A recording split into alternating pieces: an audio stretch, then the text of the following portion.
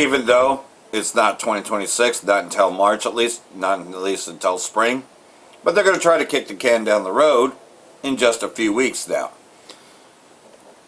I'll make sure this is recording. Shalom. First and foremost, I'd like to give all praise to Yahweh, Ba'Hashem, Yahweh Shai, Ba'Hashem, Rakal Kadash. Double honors to the elders and apostles of Great Millstone, where it teaches truth and sincerity. And shout out to the Akims out there in the four corners of the earth proclaiming this truth.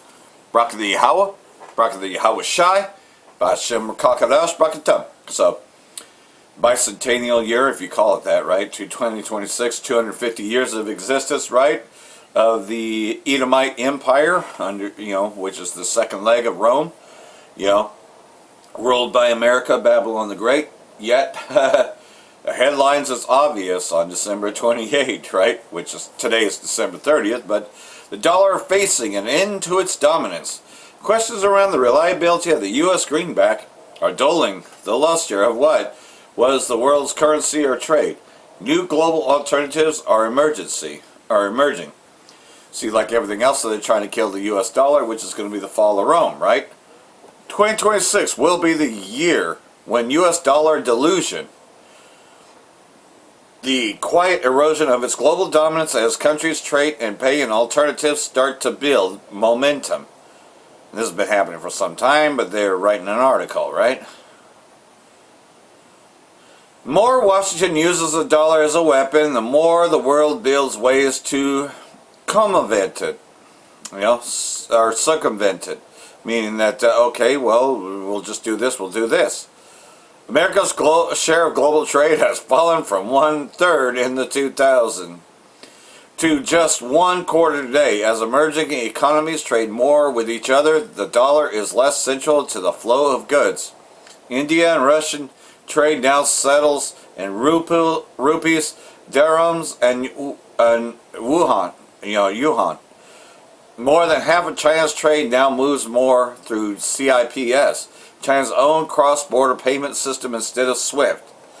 The global messaging network, long dominated by Western banks, other trading partnerships like Brazil, Argentina, United Arab Emirates, India, and Indonesia, Malaysia, are piloting local currency settlements, which is another reason why they want to take control of Venezuela, because Venezuela has been on the, they already had gotten into the, what do you call that, the Bitcoin. Bitcoin is actually their currency, same as Brazil, so they're able to trade without the U.S. dollar, so the U.S. wants it back. Just like Trump already admitted earlier this year that he wants Afghanistan back, he wants the bases back, right? So like everything else, though, ground incursions into Venezuela, as it's no longer a rumor war, land strikes have been hit, as this video goes into. We'll play some of this.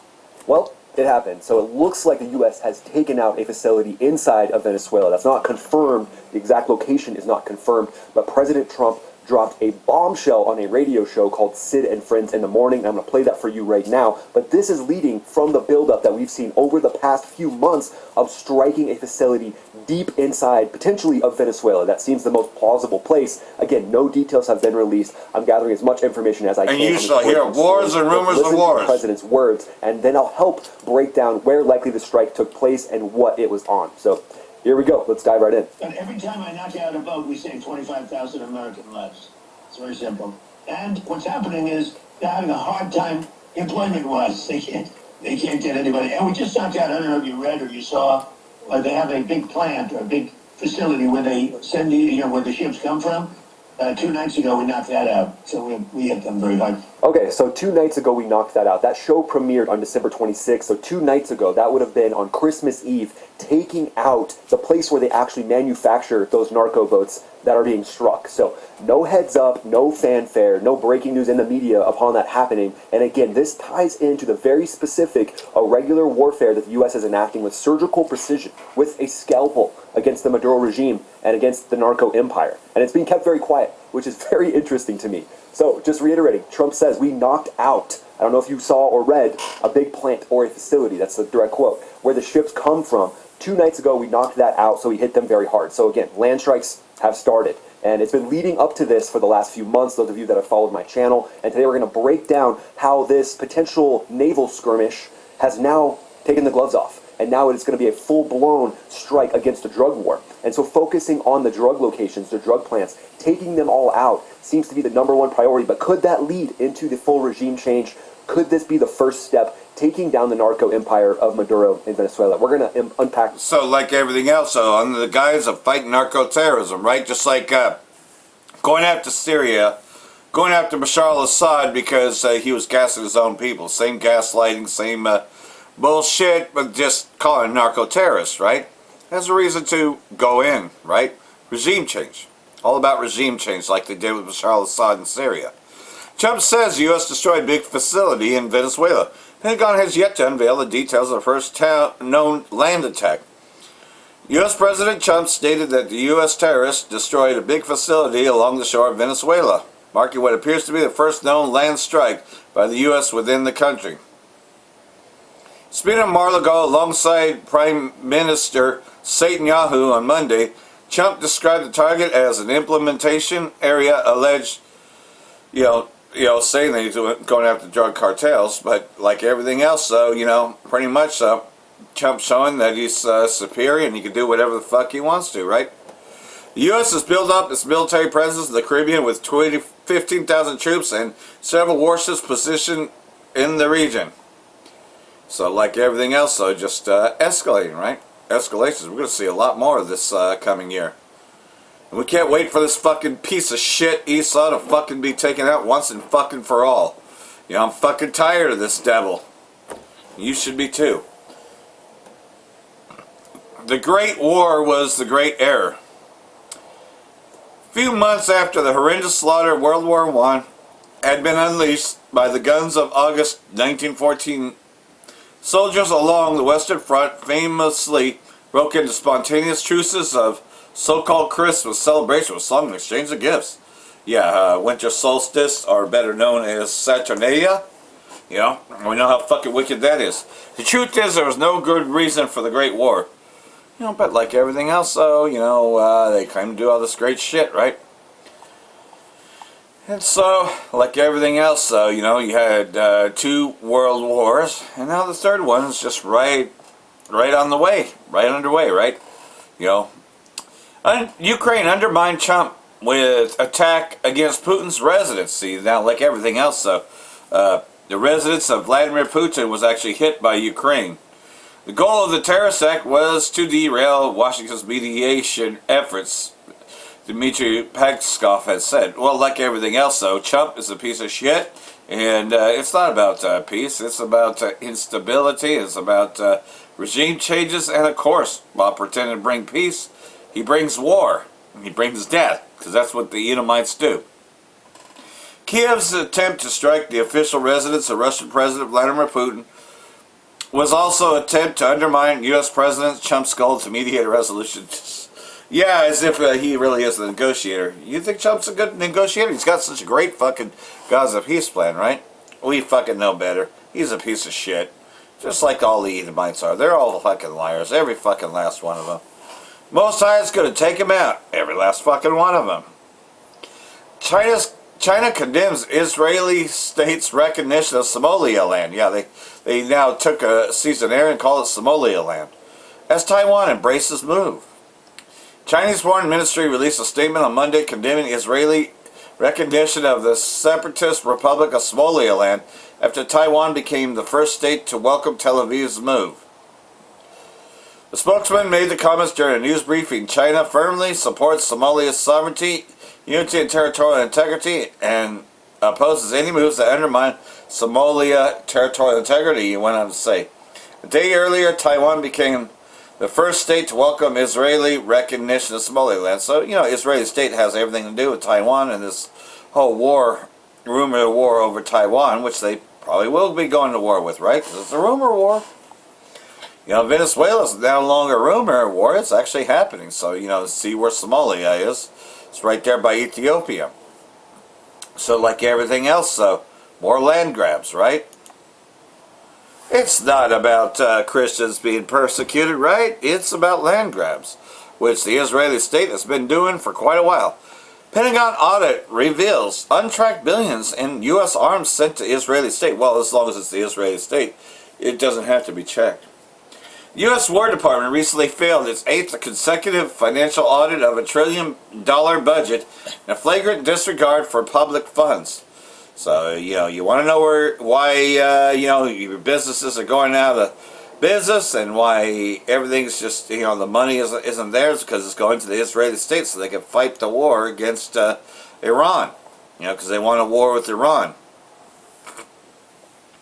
Pentagon audit concluded the U.S. military did not properly track significant portions of the $13.4 billion in military aid sent to Israeli state to support the genocide of Palestinians in Gaza. The audit conducted by the Pentagon's Inspector General revealed that as of November 2024, U.S. military maintained records for only 44% of the defense articles, so 56% was unchecked. Because they can do whatever they want to, right? Nobody's going to hold them accountable. Trump, Satan, Yahoo meet on Gaza, United Arab Emirates, Saudi clash in Yemen. So like everything else, though, between Saudi Arabia and, United Arab Emirates, they can take out Yemen. The Israeli state don't even have to fire retaliation anymore. They got other coups to come in there. Meeting between Israeli Prime Minister Netanyahu and U.S. President Trump in the U.S. on Monday, described as excellent by Israeli official terrorists speaking to Israeli press, despite reports that Trump told Netanyahu to change his policies. Sure he did. I'm pretty sure he did. Trump pressed a move in the second phase of Gaza ceasefire, warning that deterioration in the West Bank could affect the enclave. Well, I'm pretty sure they're moving towards the second part of the goal when they hadn't even reached the first, right? They're still violating the first. So it's like blah, blah, blah. Peace and safety comes sudden destruction. Marav says recognition of Somaliland could pave way for similar moves in South Yemen against the Houthis. Well, that's exactly what they want.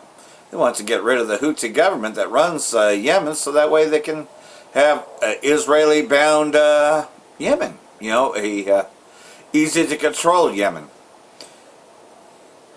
Hebrew newspaper, and we know that they're not the real Hebrew Israelites. Mayoff said the Israeli state is considering recognizing an emerging entity in southern Yemen backed by United Arab Emirates. Following its announcement recognizing Somaliland, this move aimed at building strategic cooperation along the Red Sea coast to counter the Houthi group. Basically, they're trying to surround Yemen, and they are about to take out Yemen because Yemen was one of the 7 countries that they wanted to take out, leaving Iran last. So Yemen is looking like it's next. But you got this just happened. Trump threatens to knock the hell out of Iran. U.S. President Trump indicated that he would support Israeli military action against Tehran if it tries to rebuild its nuclear program, which you know as well as I do that, of course, under the guise of Iran's trying to build a nuclear weapon, the same narrative that's been going on for fucking years, right? President Trump warned the U.S. would carry out further military strikes against Iran if it attempts to rebuild its nuclear and ballistic missile programs. He made the remarks to journalists alongside Prime Minister Netanyahu at his Mar-a-Lago estate in Florida, because he's been very rich, been made very rich by these Amalekites. And he is an Amalekite himself, so we'll go ahead and play some of this. Don't forget, we made the plan possible. Yeah, you're so fucking great, Iran. you piece of shit. And speaking of Iran, I hope they're not trying to build up again, because if they are, we're going to have no choice but very quickly to eradicate that buildup. So I hope Iran is not trying to build up, as I've been reading that they're building up weapons and they other walk things. alike, And they talk if alike, they are, sometimes they're they not- even they're not molest using the children sites that we alike obliterated, but they're using and kill lots of people. possibly different sites. We know exactly where they're There's going. Esau and his what brother they're doing. Amalek. And I hope they're not doing it, because we don't want to waste the fuel on a B-2. It's a 37-hour trip both ways. I don't want to waste a lot of fuel. Yeah. So, like everything else, he's building up his rhetoric against Iran. So, like everything else, a little bit of breakdown here. Fair use. Hey everybody, Josh Dixon, the World Alternative Media here, and Trump is now declaring that he might strike Iran again after all. And this is as he has a meeting with the one and only Satan Yahoo. He says, "We'll knock him down." As the headline on the Daily Mail says, Trump warns he'll back Israeli strike on Iran over menacing nuclear threat. Now, this is the latest in the propaganda leading into the inevitable war with Iran, which again, we've seen for quite some time. This whole ceasefire has always been an absolute joke. It's not a real thing. It's always been just a veneer of peace so that people get normalized for a while and sit on their hands. You mean there's no Trump peace says the plan US will for support Gaza strikes on either? Iran if they continue with their ballistic missile program. So they are getting attacked. Iran, that is. They have never attacked anyone in 200 years except for in retaliation against the U.S. and against, with foreknowledge on the U.S.'s part, against a base in Qatar.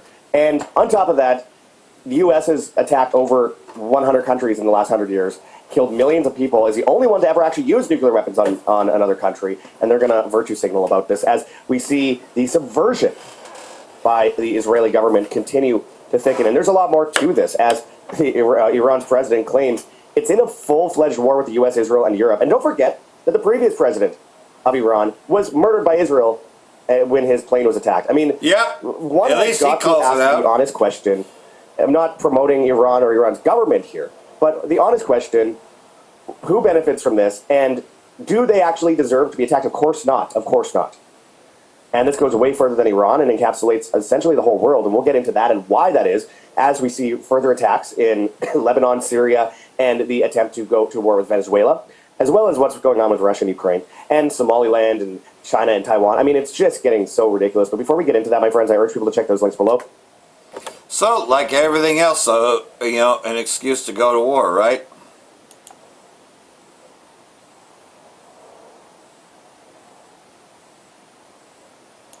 Their threat, President Donald Trump warned he's prepared to support Israeli strikes on Iran if it continues to build up its nuclear and ballistic missile program. Before the meeting with Israeli Prime Minister Benjamin Netanyahu on Monday to discuss the next phase of the plan to rebuild Gaza, so take over another country and annex it and create resorts on it after killing over 100,000 people, most of which were children, Trump said that Israel is poised to strike fast if Iran continues to build up its military programs. How is this not the Greater Israel Project?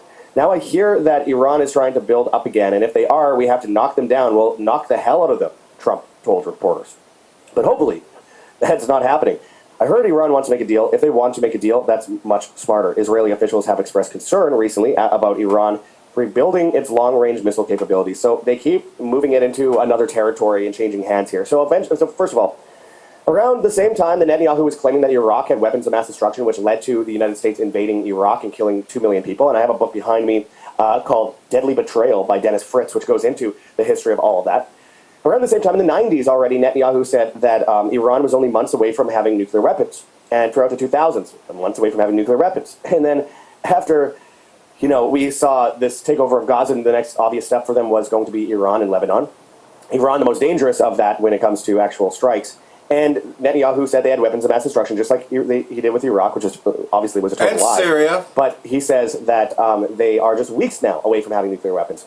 So the U.S. gives Netanyahu a bunch of Hellfire missiles. They attack Iran preemptively. Iran attacks back, obviously. And which, by the way, when Israel says that Palestinians and people in Palestine are hiding behind, or the Hamas is putting missiles in civilian populations so that people are ending up hiding behind innocent people hiding behind these missiles. They said the same about When Iran Iraq. attacked Israel, we saw missiles shooting out of the street and out of apartment blocks in the middle of Tel Aviv. So talk about hypocrisy there. And by the way, then we find out that the United States attacked Iran. Want to see the script? Iran knew exactly where they're going to hit ahead of time. The United States told them ahead of time, and they moved all the stuff out of this facility. There's satellite imagery of this. And then Iran hits the United States and Qatar, and they also knew ahead of time. They both told each other about it. All this is so scripted, manufactured to create a global conflict, to push everyone under emergency orders with technocracy, digital ID, CBDCs, you name it, food rations. Now, and I've been warning about this for quite some time. Now, after they said, they're just weeks away, they went back to, they're just months away from having nuclear weapons again. Oh, just months again. We're just months away from it again. Great. Here we go again. And it's such an absolute joke that people actually fall for this. Oh, we need to protect the world from Iran. They haven't attacked anyone in their entire history except for just in retaliation recently. And the U.S. has, again, attacked over 100 countries in 100 years, have killed millions upon millions upon millions of people, committed coups in multiple countries, caused proxy governments to then in themselves kill millions of people, and arm and fund the terrorists that they go after all the time. It's a joke. Al-Qaeda, Mujahideen, Taliban, Muslim Brotherhood, ISIS, of course, Hamas was armed and funded by Israel. I mean, it's just an absolute joke. Problem, reaction, solution, repeat for eternity, the Hegelian dialectic. And that's just it, though. See, Esau's being found out, been uncovered. His foreskin's been uncovered. So like everything else, though, you know, we the prophets have been telling you for quite some time, right? But nonetheless, though, Iran vows harsh response to any aggression. You know, we're just reiterating that after Trump posed with Netanyahu. Senior advisor to leader of the Islamic Revolution, Ayatollah Khomeini strongly condemned the fresh U.S. threats of military strike against their country, vowing crushing response to any possible aggression. So like everything else, though, you know, of course, firing back. So here it is. A senior advisor to the leader of the Islamic Revolution, Ayatollah Sayyid Ali Khamenei, has strongly condemned fresh U.S. threats of military strike against the country, vowing a crushing response to any possible aggression. Admiral Ali Shamkhani said in a social media post that under Iran's defense doctrine, responses to threats are set before those threats materialize. He stressed that the country's missile and defense capabilities are not containable or permission-based. Shamkhani then warned that any aggression against Iran will face an immediate harsh response beyond its planners' imagination. His remarks came after US President Donald Trump claimed that he would support an attack by Israel on Iran if Tehran continued its ballistic missile and nuclear programs. Trump was speaking to reporters ahead of his meeting with Israeli Prime Minister Benjamin Netanyahu.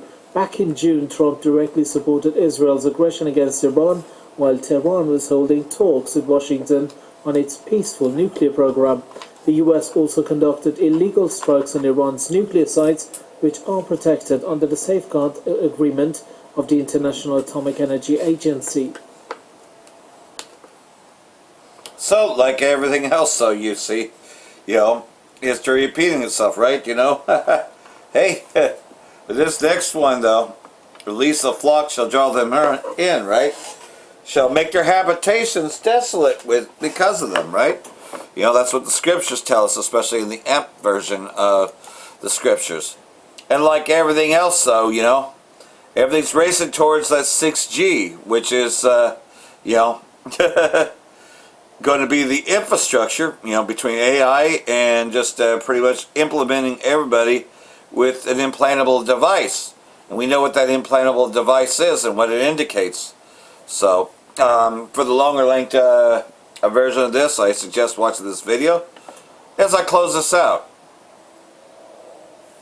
So like everything else, though, you know, you see that everything's in place.